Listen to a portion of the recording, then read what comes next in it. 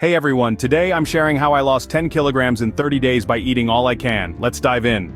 Start your day with water. It boosts metabolism and flushes out toxins. Now, I previously drank a lot of coffee, but after careful research, I found a new love for kickstarting my day with a refreshing cup of green tea. I work in IT, and just 15 minutes of morning yoga, 3 sets of 5 exercises, keeps my lower back pain at bay.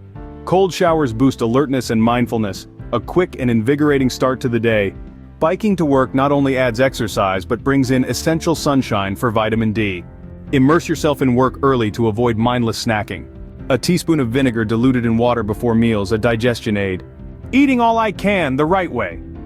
I ate all I could like there was a vegetable buffet without thinking about calories. I did that for 30 days. I was happy that I was eating my favorite things, spicy and/or crunchy food and a lot of food.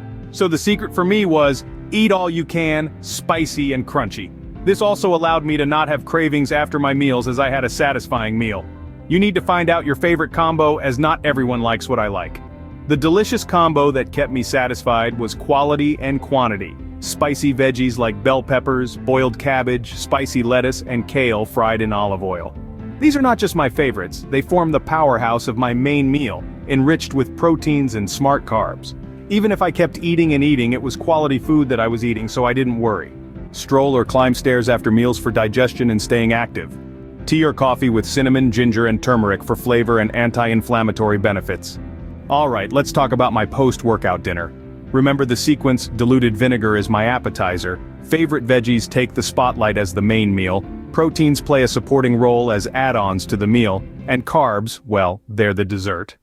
Again, I load up on delicious nutrient-packed veggies as the star of the show.